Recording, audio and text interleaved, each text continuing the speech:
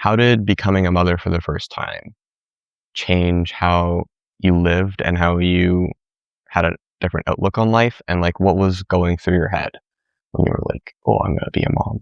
Well, when I first found out, I was really excited. I was surprised because we were planning to wait a couple more years.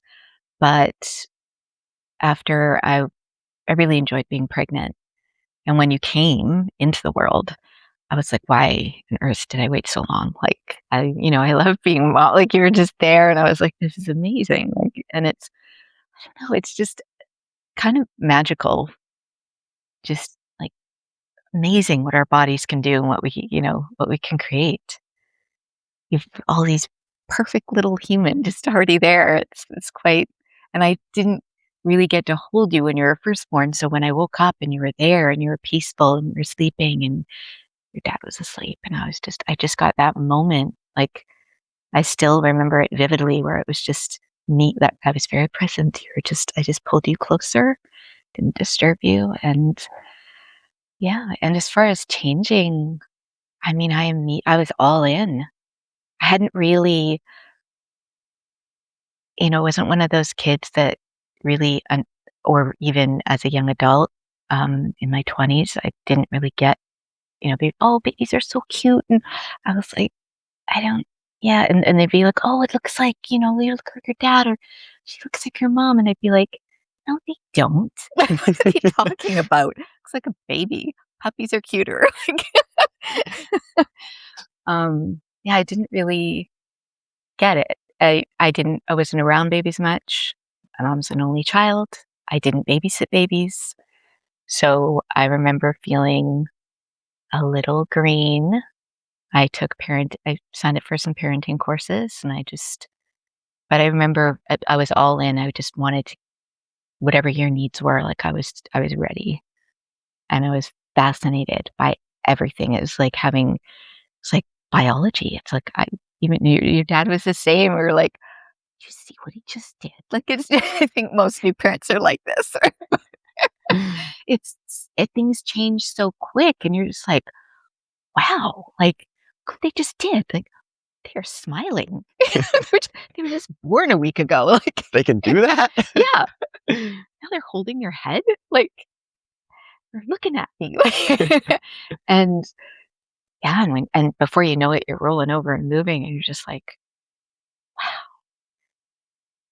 Yeah, I found the whole thing, like, from those kinds of moments really fascinating, and then it was just, like, I would do anything for you guys, like, yeah, I realized then and there, like, I would yeah, that mother instinct that's like, "Don't mess with my baby," kind of thing is definitely alive and well, which just little parts of yourself that you didn't really know existed, and then I was like, "Yeah.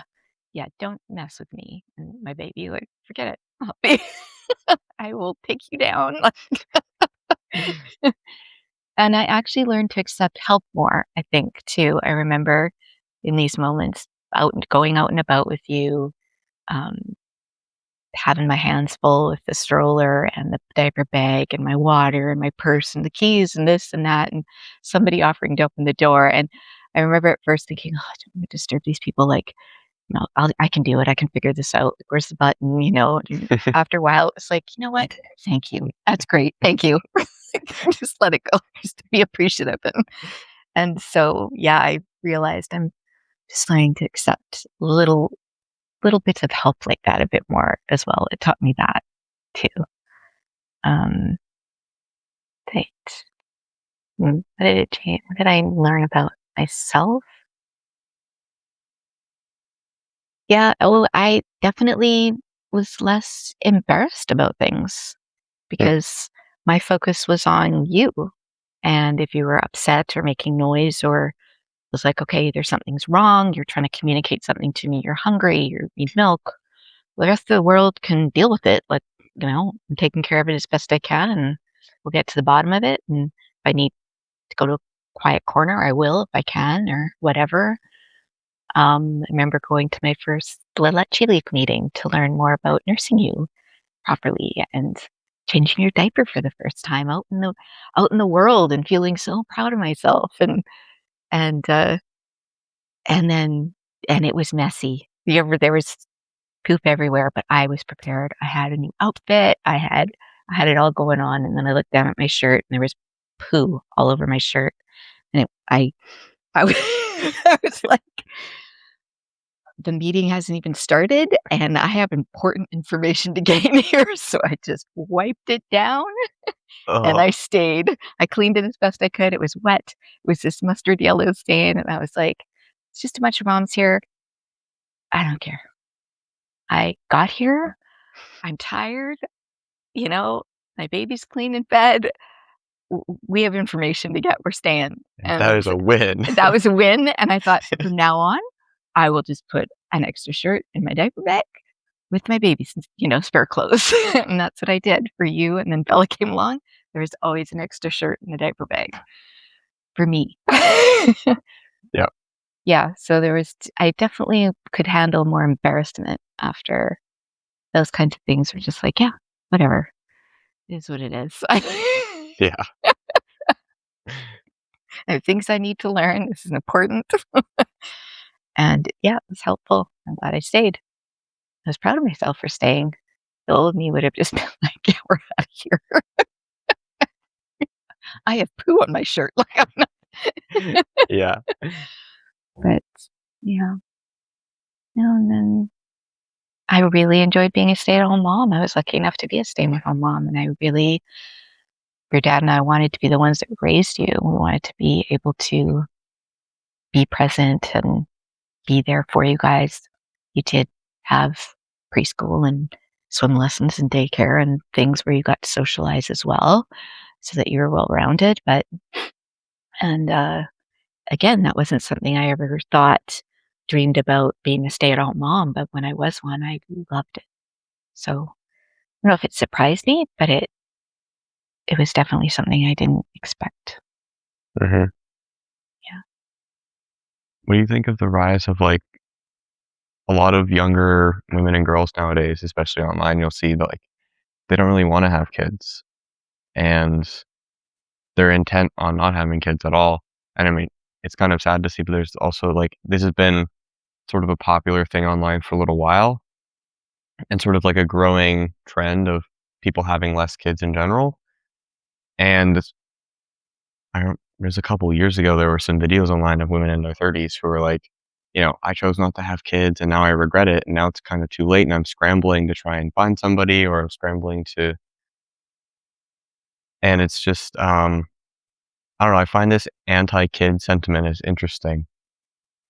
I mean, it's Yeah. symptoms of something else, I think, but I'm just like, so you never you didn't grow up wanting kids, but, like, when was the moment you sort of realized you wanted kids? Well, I actually did want kids, but I thought I would adopt. I thought there's enough unwanted kids in the world or children that don't have homes. Like, I think, I would like to adopt one of the kids that needs a home.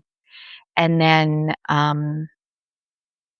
Hmm, so you were, like I said, we had planned to, your dad and I were in a good place with our relationship. We had planned to wait a couple more years financially. We were just getting into a good place all around. Yeah, health wise, financially, with the house, everything was kind of coming together finally. It had taken a few years. And we thought, well, we'd like to travel now. Like we didn't spend time doing that in our 20s, mhm, really. We did a couple places and that was it. And we were on a trip with my dad's side of the family in Hawaii. And we're like, yeah, we'd like to do a little more of this and then, have a family. And I knew that I, at that point, would regret it if I didn't have children.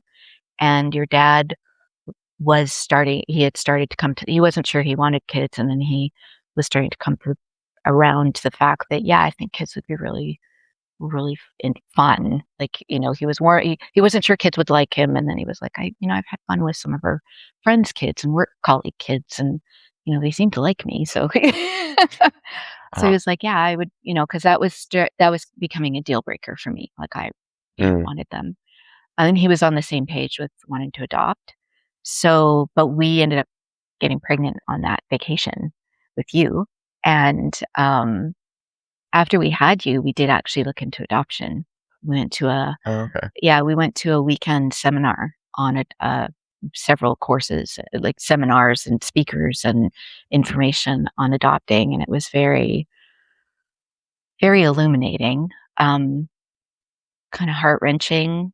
We felt so privileged to have already had you. There were a lot of couples there who couldn't have kids and really wanted Mhm. kids. And then, uh, but there was a lot of situations where we were, a lot of kids to adopt locally in BC were kids that had been through, um, fetal alcohol syndrome situation. They were they were older kids, they had fetal alcohol syndrome, they had lots of special needs, and we didn't feel we were in a position already having a young child to bring another child that had all these special needs that we weren't really equipped to deal with into our family. So that was Mm, kind of out. We were looking at a lot of every country seemed to have their own rules and regulations about how you could adopt, what it was going to cost, what kind of, and the Hague Agreement had come in, so there was a lot more paperwork and a lot more cost associated to adopting at that point as well, mm. because they were trying to prevent, obviously, child pornography and different things, Trafficking crazy and stuff. stuff. Yeah, crazy stuff from happening. So, but I remember just being heartbroken by some of the pamphlets we were reading on different countries, like not being able to adopt if you were 40 or older, not being able to adopt if you were a gay couple, not being able to adopt if you weren't willing to accept whatever baby they picked for you, even if that child had AIDS. All these things and then China, well, the government doesn't want any little girls, and you can take the little girls, but we're going to charge you $6,000 because we want a fee for that. The Chinese government, and I just remember thinking like, this is. It was kind of devastating in a lot of ways, and it was um, but we figured it was gonna cost at least $30,000 to adopt, which we didn't have at that Mm, time, a nest egg. We were finally at a point where we could save a little bit each month, but we sure didn't have that kind of a nest egg. yeah. And afterwards, we talked about a lot, and your dad said, "You ate really healthfully when you were pregnant, you looked after yourself, we made sure, you know, you got exercise, you had the healthcare you needed," like, goes, feel I really feel good about that, like, we have another child, I just, I think this whole thing was really good and educational to look into, but a bit overwhelming. Mm, We can't afford it, you know, and at that time, and, I'd rather we know that, you're pregnant, you're eating well, you're looking at this baby's getting the best start to life it can get kinda thing, and, so we didn't end up going that route, but from a bit of a tangent there with the adoption, I kind of that was fine. That's lost. super Oh, interesting. it was the okay, The so anti-kid the sentiment, like, anti-kids and what's your yeah, so reaction to that? Yeah. I think some of it might have to do with, the state of the world. I think it can really bring people down, whether it's war in Ukraine or, different Scrolling their phones, scrolling, yeah. The desensitization and all you have to do is open your phone or computer and there's doomsday news everywhere if you know, without looking too hard. I think in some cases, I think it's people have looked after. I know I've talked with people that have raised or helped raise younger siblings and felt like they've been there, done that. They don't want to do it again. yeah. Mhm. Um, and I mean, if somebody's deciding they really don't want to be a parent, like I kind of respect that. There might, be a reason for it. Maybe they're really focused on their own life and their own needs, and they might not, maybe they know deep down they wouldn't be a good parent. Like, not everybody should be a parent. There's a few parents out there where you're like, oh dear, like what's going on? Um, but for me, it was one of the best decisions we ever made. Like, I know you were a bit of a surprise, but still, we had agreed and planned at that point, so it was a good surprise. We weren't like, Yeah, and we were prepared not for an it. accident. Yeah, and, I just every day, I'm grateful for you guys. Every day, I'm like, they're amazing humans, amazing people. They're so different. And yet they have, similar qualities in some ways because I think you're both very thoughtful. You're, yeah, you have your passions that you're interested in that you really dive into, and you both like learning, and you're both empathetic. And I just admire the things that you try and the way that you make yourselves grow. And you're attuned if something's bothering someone, not just me, but I always appreciate, for me personally, I appreciate it. Like, and I think others do too. I'm sure they do. When you notice, like that takes a bit of an awareness and being empathetic and being able to read, other people's feelings and where they're at, checking in. Um, so I know Sort of. it's expensive. I know that could be part Yeah. of it as well. And it seems to just I mean, everything seems to go up, get more expensive as time goes on. And I remember we were at a point that brings me to another point that I think if you hadn't come along, I remember asking your dad when I was pregnant with you, if we waited a couple more years to decide, do you think we would have scared ourselves out of it? Like the older you are when you have kids, like you're thinking about all the things that could go wrong or the responsibility it is. It is a huge responsibility. It is a lot of work. I mean, I didn't sleep for a long time, Yeah. getting up to nurse in the middle of the night because that's what you guys needed. And I was okay with that. But it was just part of it for me. And I loved every moment. And I knew it would be gone. It would, before I blinked, this moment's going to pass and it'll be a new moment, a new stage of learning, a new growth period. And yeah, here we are. I knew holding you as a baby. I remember holding you as a baby, looking at you, and I thought, I'm going to blink and you're going to be 18. And I remember vividly that memory. And when you turned 18, I was like, yeah, and here we are. And I feel like I just blinked in some ways. In other ways, yes, I can remember all these wonderful moments and hockey and different things that we shared, different experiences, traveling and stuff. But it does go fast in some ways. And But I remember looking at her dad and asking him that, and he's like, "Yeah, I don't know. We might have scared ourselves out of it." Mhm. Because you start doubting yourself and you start realizing, like, oh my gosh, there's school and this, and we've got to save. It's not even the saving for college or anything like that. It's protecting your kids. It's also doing your best at trying to be the best parent you can be. You start feeling, am I good enough parent? Like, am I going to be a good enough role model? Am I going to be able to instill in them the importance of, being kind to others and treating people like they'd like to be treated, and how lying's bad? Like there's all these things that you can really go down a rabbit hole. And then you're pregnant and you're just like, yeah, well, we'll figure it out. There was a lot of things I No didn't choice know. now. A lot of things I didn't know. Just figured it out. Yeah. But definitely my parenting courses did help. Because you're with people, I mean, there's that you're with other parents that are dealing with the same thing. They don't know what they're doing either, and they're searching for. And it's not that it's an expert at the teaching the class. It's more of a conversation, and there's no one right way to get a math answer. Same thing applies. Yeah, you're Being like all in parents, the right. You're all yeah, in it together. you're all in it together. It takes a village, and you're trying to um, help each other out. And what works for one kid doesn't always work for the other. So you got to meet them where they're at. That's another good one I learned. Meet your kid where they're at. I think those two reasons definitely play a big part of it. Like people can, if you wait too long, it gets harder to make that decision.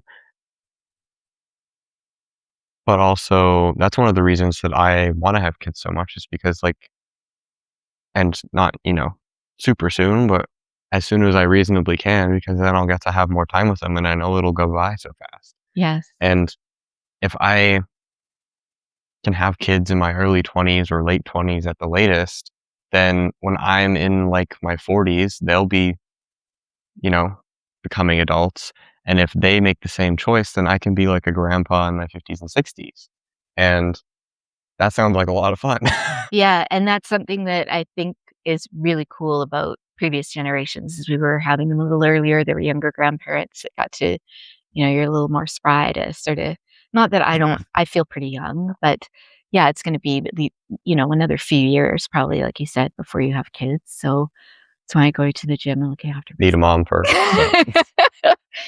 But, uh, but yeah, I think yeah, I'm it's interesting. I hadn't heard that you had said there was a bit of this trend of people regretting it and scrambling to try and find, partners, but, like, one of my clients is in that situation. She was with someone who, in the end, really didn't want kids, and she's 32 now, and she's like, time's running out." I mean, I had an amniocentesis with Bella, like, at 35, like, you're older at 35, and they wanna check and make sure everything's okay. yeah, And, actually, it took me a while to get pregnant with your sister because I didn't get my menstrual cycle back for a couple of years, and then it just wasn't happening. And we were just about to maybe intervene. Your doctor said, "Well, after a certain length of time, we start to intervene." And mm, I remember doing a pregnancy test for the third time and not being pregnant. And I wasn't. We weren't like it wasn't like some mission or like we have to do this at a certain time. I didn't think we were putting a bunch of pressure on ourselves, but I burst into tears when it came back negative for the third time, and I thought, "Wait a second, what is going on?"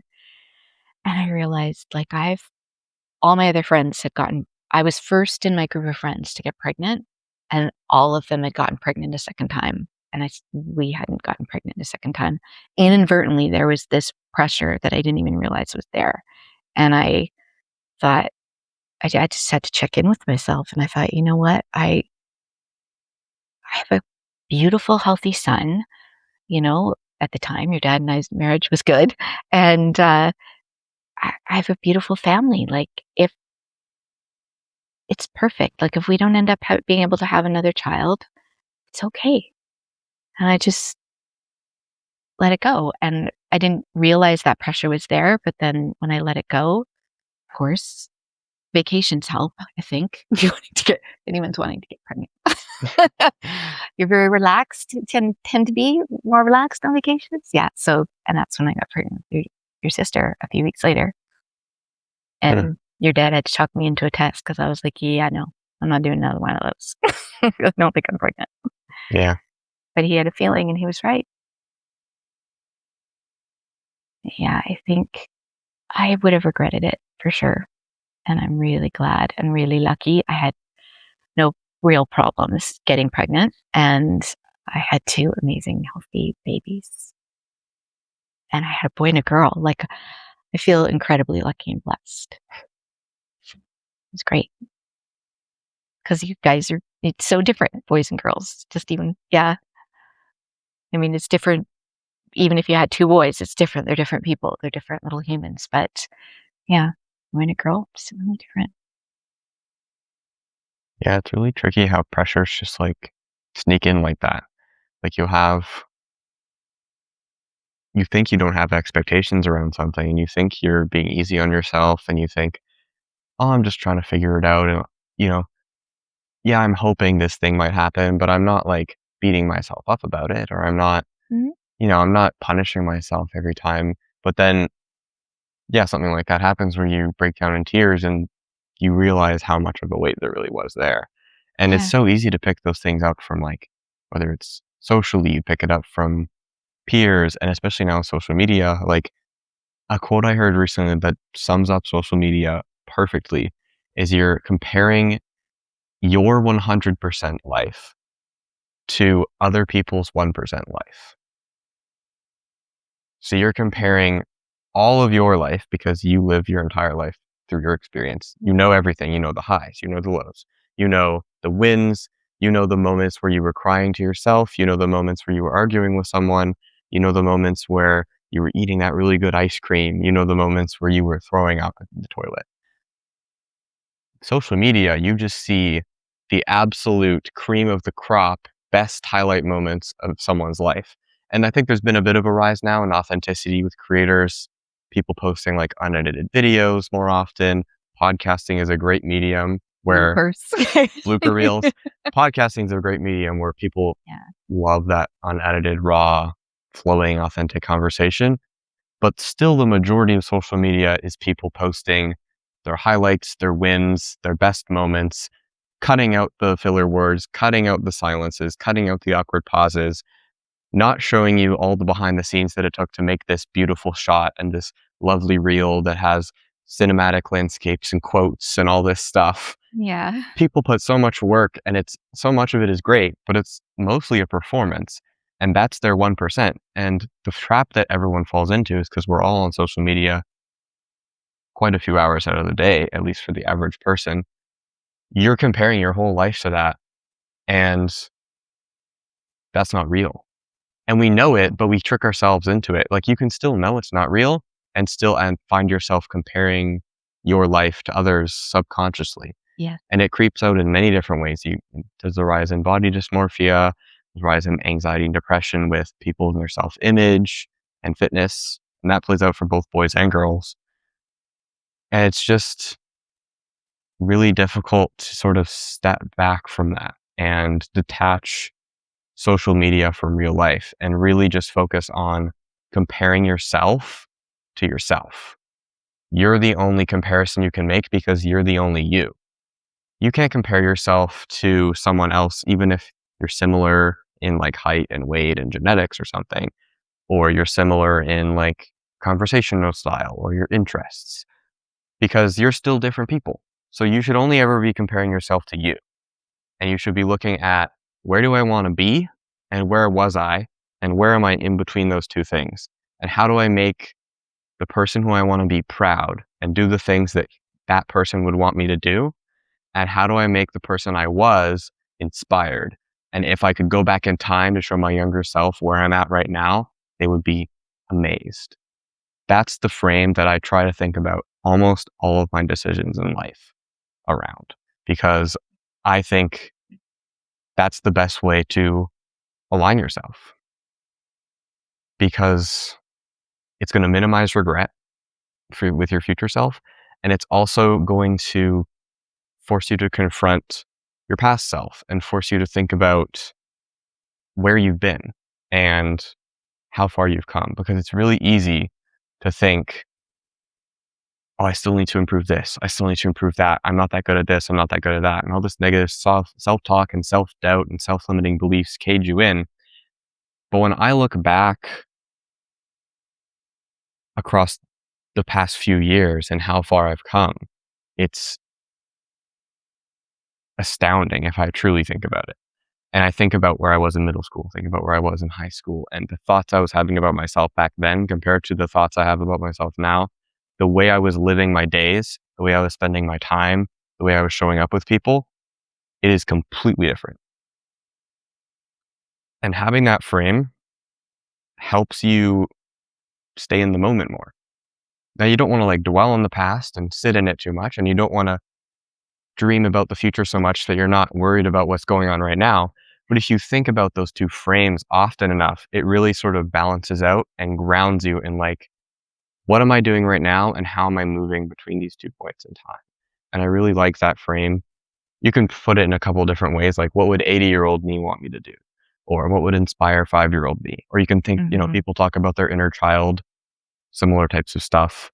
That ties into more like trauma and emotional wounds, but it's the same idea. It's like thinking about your life as a life and you're just a point in time. Like, I had that calendar on the wall right up there Yeah. of each row is a year, each dot is a week, and every week I cross out a little dot. And when I do that, that's when I ground myself in the, what did I do this week?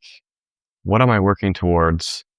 And just like, how am I moving across this chunk of time that I get here? Yep.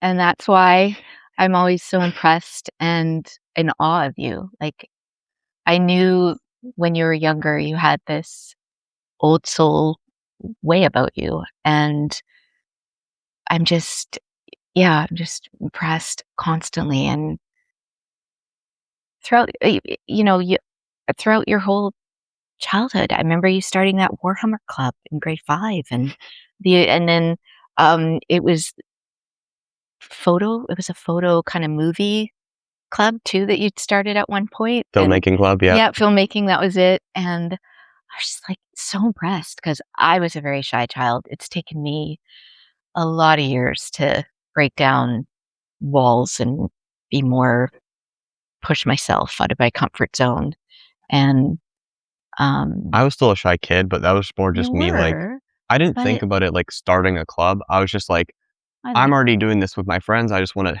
do more of this with my friends and but you took spend more leader time doing it. And I just, like, talked to the teacher. I was like, "Hey, can we just, like, work here?" yeah, and it took initiative, and you took a Yeah, I did. leadership role in doing that, and it I was didn't really think about cool. it like that at the time. I know you didn't, and Looking back, I can see it now. that's okay. Yeah. I mean, there were times in my childhood that I loved baton, and I performed in competitions, and the shine there was, still this part of me that was always worried about what other people thought and self-conscious, and, like, I wanna just I'll help in the I be back in the background, I'll help in the I don't need to be on center stage, I'll be over here helping in the background and doing some grunt work, but I loved baton, and I did competitions, and, I did fairly well in them. I don't have any of my trophies anymore, I donated them, but I you know one of the biggest things that I loved about doing those competitions was I got to stay with my she was like my surrogate grandma, and then I got to, like, hang out with all the baton friends because I didn't live in the same town, so I got to miss a day of school and stay over, and it was a whole big thing, and travel, and, A little mini adventure. it was a mini adventure, yeah, and it was a lot of fun, but I really like that framework. I definitely want to incorporate that more in my life, like, what is my future self, make my future self proud, make my younger self proud, make a how did you frame that? Future self proud, younger self inspired. There we go, yeah, So if you could time travel to either of them and have a conversation, your younger self will be like, "Wow, you're doing what? You're doing that? That's crazy. I didn't know we'd be doing that." right, And then your older self would be like, "I'm so glad you did that. Thank yeah, you." yeah, I love that. So I wanna, yeah, try and remember to incorporate, like, check in and incorporate that more myself because I definitely feel like I'm kinda more, like, rote and here's my list, here's the things I need to get better at, here's the things I need to prove, practice, listen to more, especially when it comes to my work, and, um, but when I let go a little bit, I find that's when I get a bunch of new clients reaching out to me or something like that, like, when I just, "No, I'm focusing on learning this new skill right now, I don't need a bunch of new clients, I'm focusing," and then I get a bunch of new clients reaching out, and so I notice, yeah, when I relax more and get back into and I was falling in love with nails again, just doing that deal form course that I was just kinda Mhm. referencing. Um, yeah, it feels better. I end up having more people reaching out, and I'm like, "Okay," because then I wasn't worried about making a living and all of that. Yeah. Sometimes you get so hung up on that, um, that you lose sight of everything else. That's what Yeah. Scott calls figuring it out. And Yes. don't figure it out Don't figure it because out. it's easy to trick yourself into trying to understand things and trying to set goals for yourself and trying to figure out how you can get there. And you try and like, okay, what do I need to do? I need to do this thing and this thing. And then you start creating to-do lists. Yeah. And then you have a massive I'm written really good at ledger of that. all the pressure you've put on yourself that you'll be Really like, good at that. once I do all these things, then I'll be happy. But the to-do list will never go away and you'll always have one Mhm. on the go. And it's just Yeah. gonna weigh over you. It's a little thingy and you won't notice it. But it's just always gonna be sitting there on your shoulder, weighing you down. Oh, yeah. My to-do lists are never done. Nope. No, it'll never be done, and I try and remind myself it's still gonna be there when I'm gone. So Hmm. and someone else will have to pick it up and You will die with yeah, events booked on your and calendar and exactly. books that you were halfway through reading and to-do lists with unchecked items on them. Yeah. And the most helpful thing I've ever heard on how to sort of nudge it's hard to break the cycle, but how to, like, nudge yourself out of it a little bit. Yeah, because I've been in this cycle for a while, so I've Yeah. lived a lot It's longer very than you. Yeah, reinforced. yeah. Yeah. My mom was a list maker, so and I don't think she ever really stopped to celebrate her wins either. So, It's another it part of was it. more like just kinda, now there's 10 more things to do if you got that one thing done, okay, and but sorry, you were saying It's then just tuning in to your excitement and your enjoyment. And it sounds, if you are really logical, hard pressing, I'm going to do this thing, do this thing, and very productive and very organized, it's very easy. When I first heard it, I just brushed it off and I was like, that's a bunch of hippie bull crap. that does sound like the old you. Yeah. But once you actually develop some sort of awareness with yourself through meditation or journaling or self reflection, you start tuning into your emotions a little bit more. You start asking yourself the golden question, which I think is how do I enjoy this 10% more? If I don't want to do this thing, how do I make it a little bit more enjoyable? If I don't want to do the dishes, I'll listen to a podcast or some music. And I'll give myself maybe a reward afterwards. What do I not like about this? And how can if I still need to do it, how can I make it something that is fun or at least gives me some level of satisfaction or some level of enjoyment in some way? Just nudging yourself towards that enjoyment a little bit.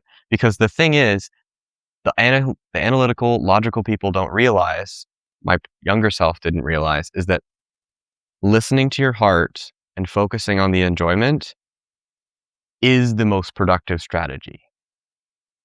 Productivity and enjoyment are not these like separate scales that one shifts up as the other shifts down, and you can only be ambitious or grateful. You can only be excited and enjoying the process or actually get things done. Like if you're Yeah. having fun, you can't be accomplishing things, because people who get stuff done don't have fun while they're doing it. They don't They play. grit their teeth and they push through. They grind. They grind, exactly. Right. The switch that flipped for me was realizing that they're not opposites. They are two sides of a coin that Yeah. synergize together. I haven't really heard of it that way, but it does it or yeah, had it put that way before, but it's really true. Like, yeah, I like Because that. when you're having fun, you are way more productive. I mean, look at me today. Yeah. I started at like 11:30 a.m. I was like, I'm gonna do some content, do some coursework for my mentorship program, maybe cut a few clips out of my last podcast, do some editing. 7 hours go by, and I've spent the entire day holed up in my room learning about podcasting, learning about courses, learning about ManyChat and how to get some other things set up, learning how to edit my short form in the best way to reach people and package the conversations that I'm having the best way. I was working on branding, working on some new graphics. I couldn't stop myself. I was like, oh, I had to go. I would stop when I went to the bathroom, and I was like, oh, I'm really hungry. I'm gonna go get some food. But it was like, go get a snack, right back at it. Go for a pee, right back at it. I was hooked. And that's the state that I'm tapping into now. And I think that's like that playful state everyone's trying to get to. It's like Yeah, when you're definitely. a kid and you're just fully in the moment. People call it flow state, people call it the zone, people call it like, oh, time's just flying when you're having fun. Yep. Everyone knows exactly what I'm talking about here.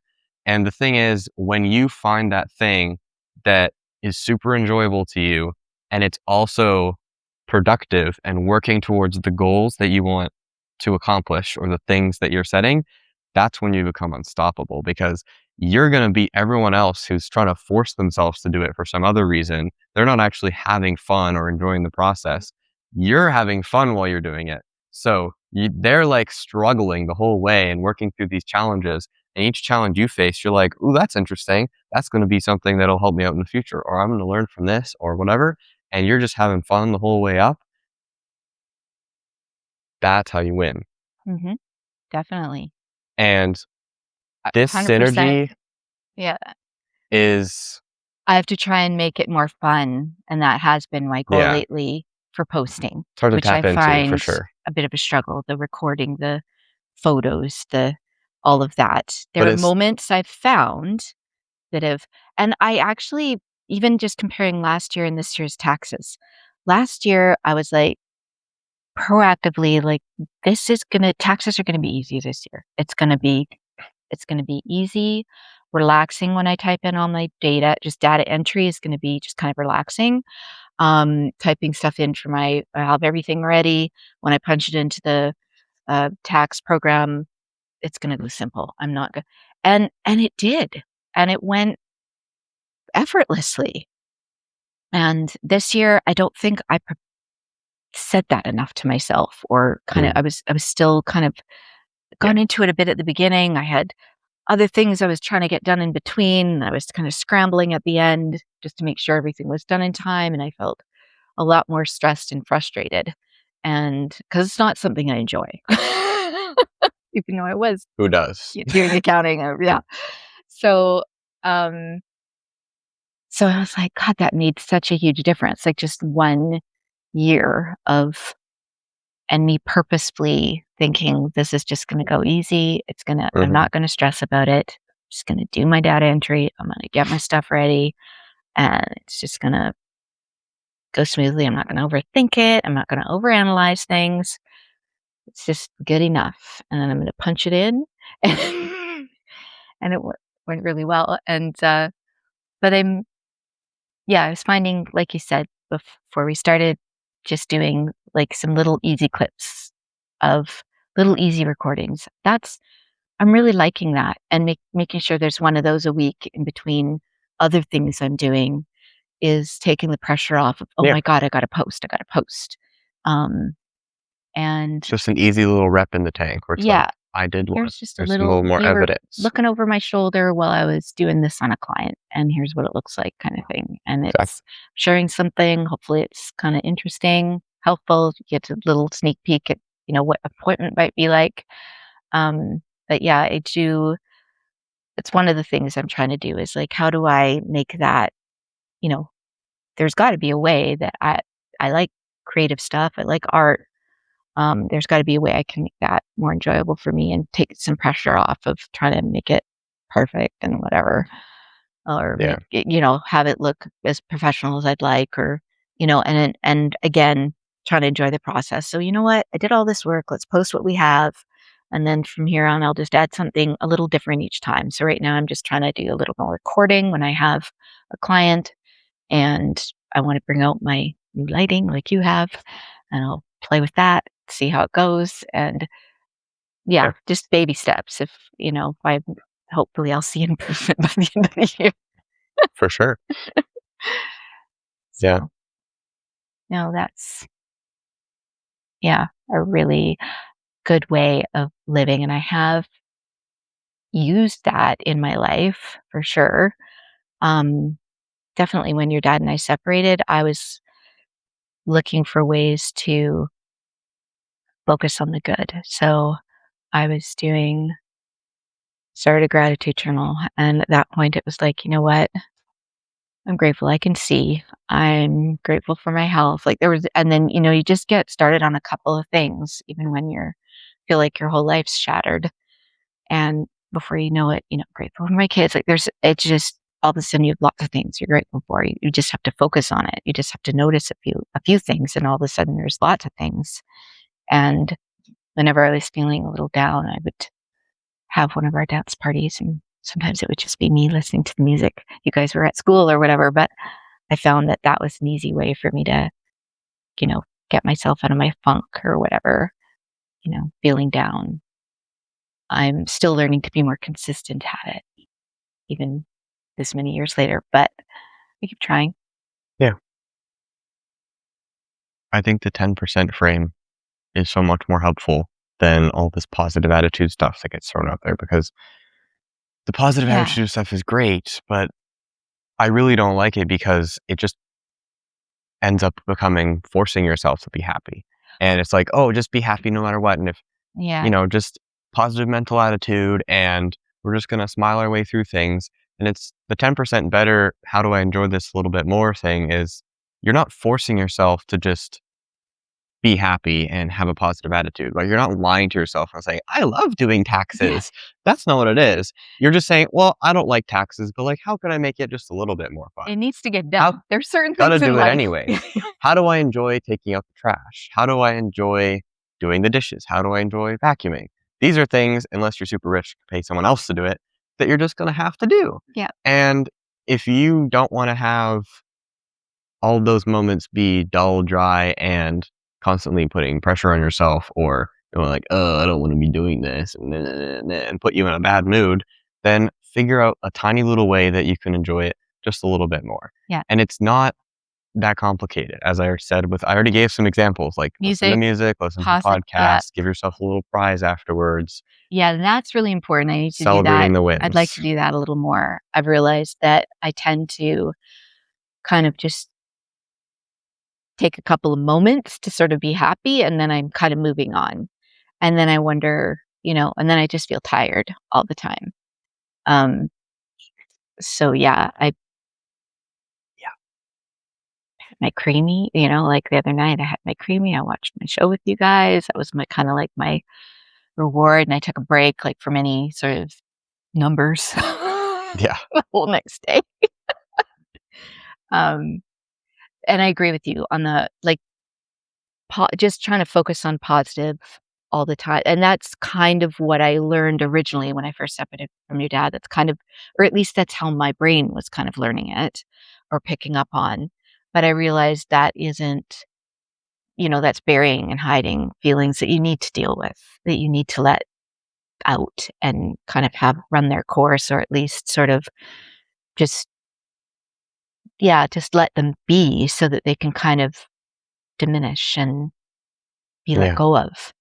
Um, And that's something I'm learning more recently. I'm so grateful that for, there's a lot of negative stuff about social media, but there's a lot of cool things about social media and the internet in general. I know like my mom's just like, internet, but there are some really amazing things in sharing and teaching and free, like sharing and teaching and giving and sharing of ideas and Information abundance. Yeah. information to, and I'm so grateful. Like, you guys have such a huge head start for, this stuff.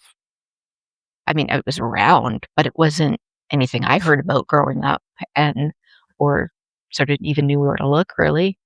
Um, and I'm so glad that you have that now to be able to learn about and experiment with and incorporate into your life. And I'm trying to break a lot of old cycles and patterns, and I keep trying. And sometimes I'll even get frustrated at that, and then I have to like, okay, relax, let that go. And um, Second order emotions. yeah, You get frustrated and you're like, "Why am I getting frustrated?" And then you get resentful at your frustration. I'm trying to be And then you're positive. like Yeah, shameful about your resentment. You're like, "Why am I feeling resentful about my frustration?"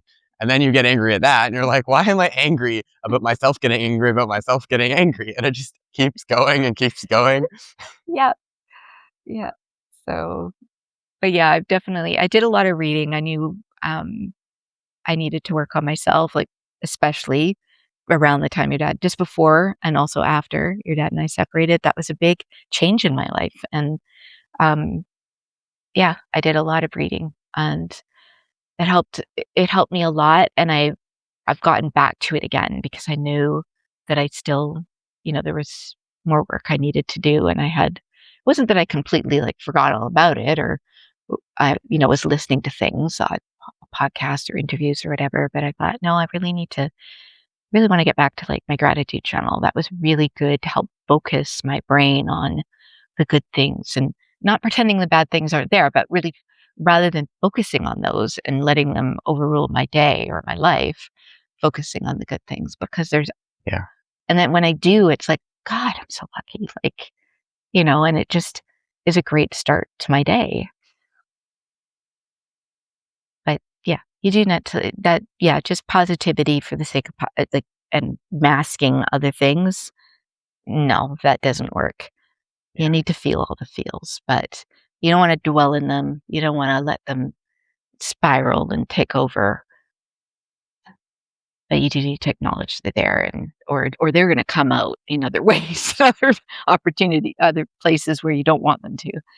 These feelings are like me bursting out crying because my I didn't realize um, I was just completely unaware. Like, I didn't realize that I was even Yeah. was something that I was, you know, really expecting. It was an expectation, I think, that, for sure this is gonna happen, and I really had to accept that maybe it won't, and that's okay. I've got a beautiful family, Yeah. just the way it is. My 4 cats and my son, my husband, and then boom, had Bella. It's great. Yeah. That's one of my favorite quotes is unspoken expectations are premeditated resentments. That's a quote from Neil Strauss, more about relationships. It's about how like the issues and grievances you don't talk about will always come up in some way, or they'll bubble below the surface and leak out through your connection between, usually it's about romantic relationships, but it can be friendships, whatever. I think that quote also works for yourself. And instead of unspoken expectations or premeditated resentments, you could just say unacknowledged expectations are premeditated resentments with yourself. Anything you avoid internally, whether it's an emotion or an expectation or a judgment you're having about other people or about yourself, some sort of pressure, you have to sit with it in some capacity. You have to acknowledge it. You have to welcome it. And you were saying like, let the bad ones in so they can sort of like go away. The best way I like to think about it is that your emotions sort of flow through you. And when the good ones flow through you, it feels really nice. Mhm. And that's why everyone loves the positive emotions.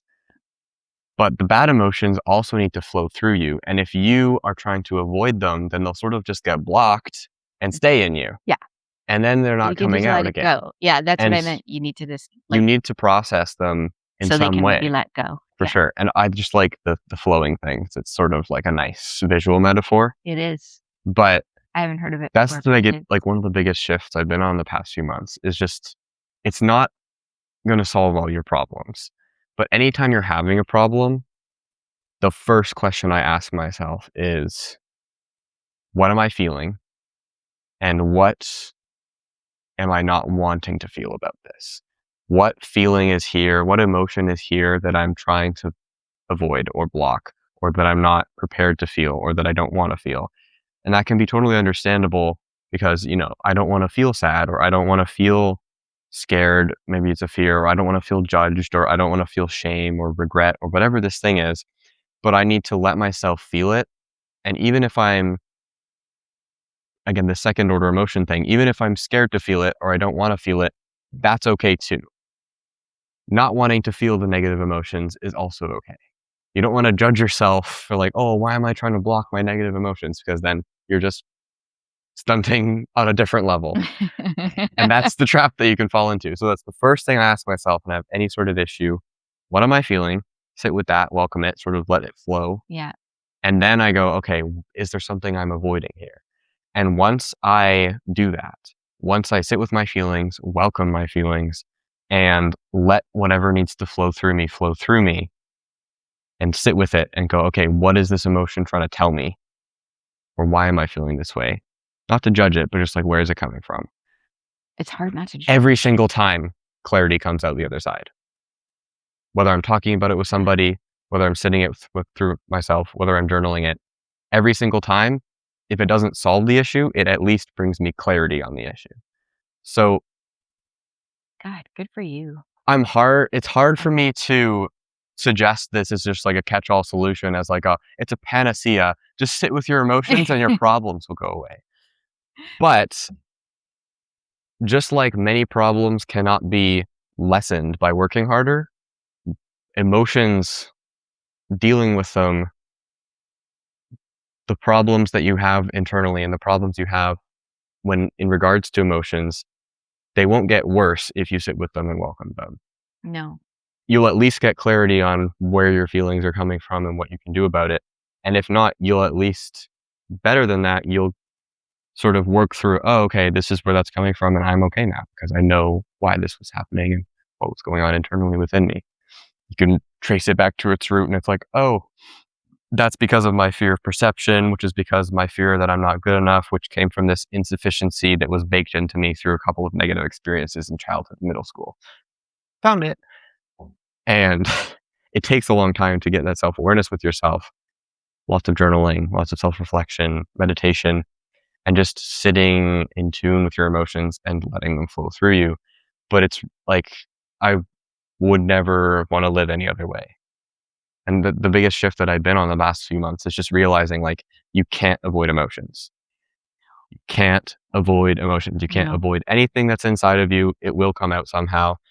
Even if you don't think it will, it'll leak out in anger at somebody, and then you're going to hurt someone you love. Or it'll leak out anger towards yourself, and then you'll like get in this negative self-doubting mindset. Or it'll spiral, and in extreme cases, it'll manifest physically in your body.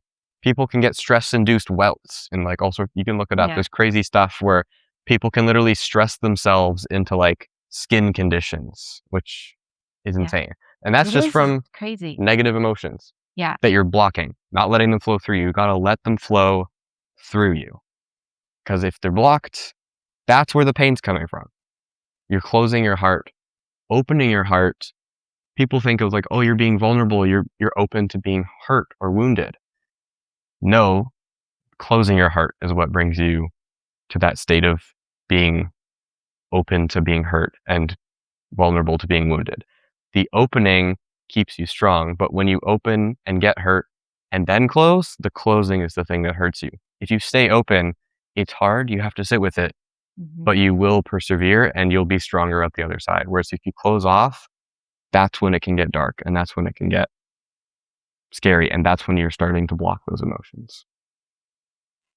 Yep. See, you're light years ahead of me. I'm still working at the welcoming of the negative emotions and trying to find. I get confused. I'm trying to like, why do I feel this way? I'm still in the, That's okay. I'm still on the path trying to, and it takes me a while. And sometimes I get there, and sometimes I'm like, I still don't know what's going on. but, but, um, but yes, I've done reading on that, and it made sense to me intuitively, and but I like the way you explained it too. It's just a little different, Yeah. with the flowing through. But the couple times I've done it, like, I've been able to, like, I don't know, just calm myself and be able to let go of it. Even if I had a rough idea, maybe I didn't get all of the reasons why I was feeling this way, or why I burst out into tears, or why I'm frustrated. Usually I'm crying 'cause I'm frustrated or hurt, but emotionally hurt. Um, but I got a little something, and at least lessened the, um, pain, whatever, the hurt, the upset, the frustration, whatever was making me cry and feel less than. Hmm. And I know that, for me, I don't think I've quite gotten to that point where I'm like, "Oh, yeah, it was this and this," like you have, but, Well, I have so I know it less. might come back, but I Yeah. know also that the more I do that, the more it will sort of clear, the the less hold that'll have over me, the more I'll be letting go of those negative pathways or triggers that have built up over the Yeah. years. Um, And it's yeah. okay to not be perfect at it yet. I have a lot less experience to work through than you do. Like, I only have 21 years to unpack, whereas you have a lot more to work through, that, different Yeah, things I've complex buried and layers and things that are yeah. stacked on top of each other. For me, Suppressed. I haven't had that many like monumental shifting experiences in my life. There's probably like the biggest, moments I could probably count on my two hands. So I can trace it back to one of those and like, That's where I was saying earlier, it's so cool that there's this access to these podcasts and this information that you can find it, like, it's so accessible. It's interesting. I mean, I see podcasts and, like, when they're on YouTube, it's like so many people have their own little mini Oprah shows almost, but it's but in a good way, like, they're all different, and it's really interesting, like, well, we just had Oprah, like, and maybe Yeah. Donahue, like, way back in the day, but, um, I think it's in that way, I think it's a really cool connection and a really good thing that's spreading. But, Yeah, for yeah, sure. I think it's and I'm glad that those things are more available to you where you're learning them sooner and younger, and it like you said, there's a little less to kind of unpack and, you're getting there faster, and it's great. I that's another reason that I just, like, kind of always in awe about your, newest experiment, newest thing you're trying and challenging yourself with, and I'm just like, "Wow, well, I'm still over here trying to do my get the lighting right on my photos, but good job. Good job, my son." Like, Go uh, forth and conquer without yeah, me. yeah, I'll just be, slugging along after my own little slow pace.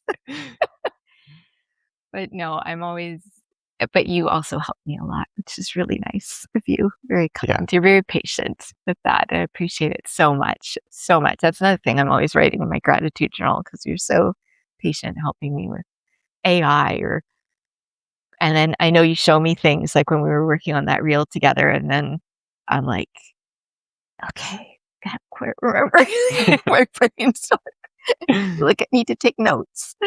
And you're just like, it's okay, mom. And you show me again, and I'm like, oh, he's so patient. Yeah, you're a sweetheart. You're very, Thank you. yeah, you're a lovely guy, lovely young man. I know I'm biased, but I also think I'm objective on this front, on this. I do.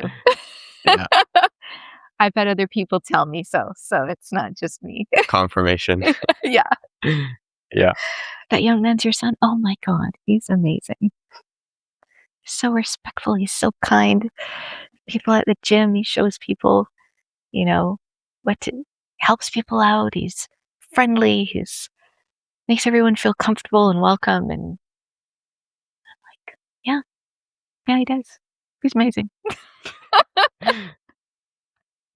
Yeah, just keep glazing me up. Come on. Uh, Yeah, no, I've had lots of people compliment you. I remember one of the compliments I got about your drumming was that you were is that your son drumming? And I'm like, "Yeah," and not only is he very good, but and this was coming from could tell he was kind of a musician, a father, but a musician, and it's like, I'm really impressed with how quiet he plays. It's hard for drummers to play quietly and let the other musicians be heard, and, it was a very respectful thing in his eyes and a very, again, kind of an older soul kind of thing to have already at that age. You were in high school. yeah. And I was like, "Yeah, you're right." And I thought, "That's true." Like, I think it takes I hadn't thought about it, but because 'cause I'm not a drummer, but I was like, "Yeah, Yeah. I could totally see that." That does take some restraint and respect of being part of a team. It's usually called playing the room or having a good musician's ear. The terms I've heard for it. But yeah. Okay. Well, yeah. I thought, yeah. I was like, "Yeah, I just maybe" 'cause I'm played flute in grade 6, but other than that, I haven't, mastered an instrument like you and your sister, so for me, it was just interesting to hear that from someone. I was like, "Okay, yeah, you're right. Huh, he does." Yeah. No, I'm very proud of you. Very proud of the person you are, the person I can see the changes in the last even year, and, I'm I know you're unstoppable. You are. I knew even when you started your newsletter, I'm like, "Yeah, he's gonna go far." Like, he loves writing, and he's writing, and he's doing it. He's being consistent with that, and then you added another thing, you started doing your reels on your Instagram, and then, your podcast and Building up the yeah, systems. you're building it and just adding something every, and not too quickly. I mean, it is like for me, it's like, well, that was, it Already, isn't, it yeah. isn't, for me, it's like, oh, that'd be a lot. But I I was think you've paced yourself well for slowly your incorporating things, yeah. capabilities, like the way that you can pick up on things and your have skills with computers and better skills with computers, than I have and photography and all of that. And I think it was well paced for you. And it's exciting to see you excited about the mentorships that you have. And I just know like you're ready, you're going to launch. I've already launched, but I'm gonna explode. Exactly. Yeah. No, Reach escape velocity and go. yeah, you are going to explode. Like I just know it. I told Scott, I'm like, he's, and that's what I meant by launching was like a rocket. Like you're gonna, you know, it's happening. I can see it. Yeah. I think your trip this summer is going to be, there's going to be a lot of wonderful things that are going to happen from that. And along with the rest of the year, where you've got this mentorship with Chris Griffin and your Benny membership, I haven't I mean, look what talked you've about already that while I was accomplished in a talking. week. Like I'm just in awe. Thanks. Yeah. You can cut that part. No, it's Sorry. fine. I'm super excited. I won't. I don't cut anything. I'm super excited about the podcast right now because the shift I've had, like I started with the newsletter and I sort of thought of that as like the home base, and then the videos were sort of like a little tag along piece to sort of get people to the newsletter where it's like, this is where I do my writing. This is where I develop my ideas. This is where I flesh out all the nuance and all of that. But I think the writing is, I'm still going to do it, obviously. It's just the writing is sort of like exposing my thought process to the world. And the podcast, I think, is really the home base. And the reels, they're there. And I still enjoy doing them, but they're not the home base. And I think for a little while, I kind of got distracted by the reels and I was like focusing on them too much because, that's the top of funnel. You're going to get the most people's attention and stuff. And there's still like a part of that with the short form from the podcast and stuff, but the podcast is the home base. And because this is the reason it's so popular and what it's all about is like it's connection. And that's what people want so much is connection. And it's all we ever want. at least an hour of unedited, raw conversation. And it's just connection. And that's a better space to build out ideas and nuance anyways, because it's real. It's live. You can't use AI to write a podcast. You can't edit your first draft and then rechange the order of some of the paragraphs and then edit that draft until it's perfect for an essay. You can't do that for a podcast. You can package it in the best way you can, but at the end of the day, it's still at its core a raw, unedited conversation, which is pretty much just pure connection because it's all we kind of have to connect with each other. But And at our core, that's what we want is connection. We just want to be understood and have someone else to share things with and be able to understand even just a little piece of us, if it's possible. I think those were stepping stones though, right? They led for you sure, to, and that, like you said, you were doing this, you do, and still are doing those challenges with the reels, and you are just so articulate. Like I'm always really impressed listening to your reels. I'm a little behind, but I try and catch up. I try, you usually wake up to a bunch of likes or something. Mom's caught up with your reels, but I'm pretty behind on the podcast, but I will catch up with that. And I loved reading your essay. And I share it with like my clients. I share it with everyone. I've printed out stuff for grandma to take to her dinner group, and everyone's just comes back and it's like, wow, like I can't believe he's only 20, now 21, but they're quite impressed with the thoughts, the ideas, the way you write, and your articulation, and how you express yourself and the things that you're drawing together. And yeah. But yeah, I can see why, this would be where your, um, passion is shifting to. I think it's great that you're always still going to write, because I think that Yeah. you always were interested in research and learning, and, you did, that's how you kind of fleshed out a lot of your learning too, when said you were Writing writing is like mini thinking. So essays, and yeah. Um, but I am glad you gave that's like yourself a bit my, of a break on trying to do like a massive essay every week. That was yeah, definitely starting to take its toll. I noticed, but I thought, well, as long as he's still enjoying it, I guess. But writing is like, if I think about it in a drum analogy, that's like the rudiments where I'm working on my stick patterns and stuff and my chops and whatever. And this is chords, more practicing like, chords, like yeah, for this their is more instruments. like Okay. jazz where I'm in the moment and I'm having fun and I'm like feeding off of the energy of the people I'm playing with and stuff. And then I'm not sure what the trial reels would like the reels would be in the short videos and stuff, but Sometimes they seem like your little mini inspirations, like, usually they are. yeah. And I'm just thinking the drum and analogy Analogy, context. yeah. So, but yeah, like the writing is it's thinking for me, and like that's the way I sort of keep my ideas on the front burner. Like, what am I thinking about? What am I working on? What ideas are connecting for me right now? Because that's sort of like the first step that helps me articulate them in a video. Because if I've written about it, I've sort of crystallized my thoughts on it. And then I can just tap into that when I want to talk about it in something, whether it's a podcast or a short video. Then it just comes out.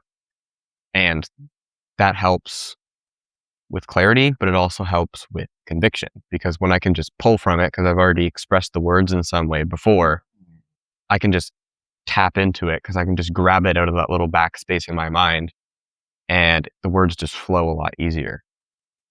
And that's helped a lot with articulation. Also, just putting in a lot of reps, posting videos once, twice, now 3 times a day, every single day for months. Yeah.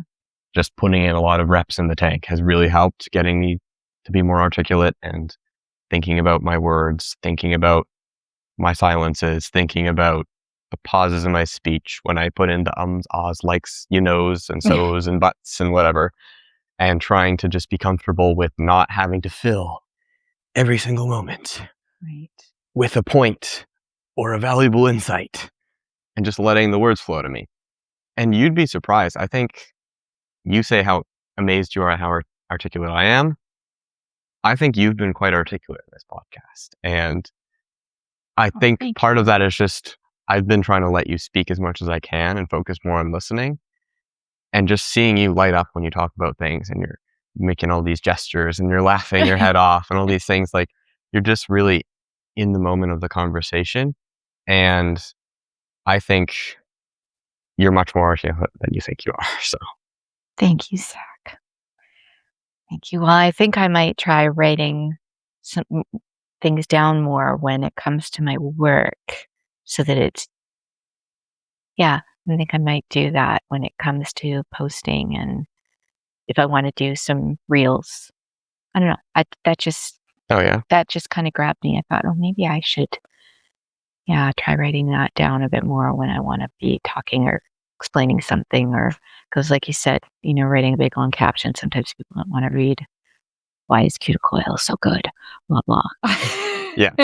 They want to hear But you say it. if I can show them, because one of my biggest reels way back when I first started to try doing a reel was putting cuticle oil on your sister, and here's what you do: is dot here, rub it in, and People are like, what is why is this? it good? And here's why: you want cuticle oil The with, why is important. yeah, a certain kind, da da da, and um yeah, no, I think I that might just help me be able to pull things a little quicker from my mind and feel more articulate myself if I had Yeah. practiced writing things down a little bit more. That's part of the Even equation just, for sure. And yeah. then the other part is just getting lots of practice, lots of reps with. Well, like I said, I need to tie it in, like you said, I need to remember to do it, but you said tie it into like a already daily routine. So like my journal, Yeah, exactly. to do a recording of myself just to practice. That's called habit stacking or triggers. Like using like brushing your teeth as a trigger for another habit. So if you're trying to get something, like you already do one thing every Right. single day, use the other thing as a trigger so that as soon as you finish that thing, it instantly reminds you to do that habit, and it's way easier I think I should do it after to brushing connect my it. morning routine. Yeah, that'll be easier to remember. That and weighing myself for my Yeah, and then you F could just do factor. boom, boom, boom, and that's how you create little mini routines. Yes. Morning routine, evening routine, whatever. But yeah, writing as a process of thinking. I mean, I wrote an issue about it like a while ago. The forge of thought or whatever I called it. And I basically came up with this analogy that like writing is like working in the blacksmith shop and sharpening your sword. And then doing that process basically makes it so that when you need to pull out the sword and it's battle time, you've got to articulate yourself and make a good point and stab Wait, I someone with remember some reading this one. conviction and boom, here's the clarity. Then the sword's sharp and it's ready to go. And that's what writing is. It's, people think of it like this end product, but again, like most things, it's a process, and you want to focus on the process of writing and just doing a lot of writing because it'll help you crystallize your thoughts and filter the words out into the page or into the keyboard or whatever. Mhm. And that process really just like kind of forces you to organize through the way you think about things. Because it's really easy to convince yourself, oh yeah, I know this thing and that thing and that thing. But like in your brain, it's kind of this jumbly cloud of half baked ideas that sort of work together. But if someone asked you about it, you'd be like, there's like this thing, and then the other thing, and then yeah. Yeah, And when you write, there's nowhere to hide, and right, there's nowhere to go, "Oh, yeah, I know," like, you have to it proves to you, like, that you need to figure out what you think about this thing, because you can't just pretend like you know what you know.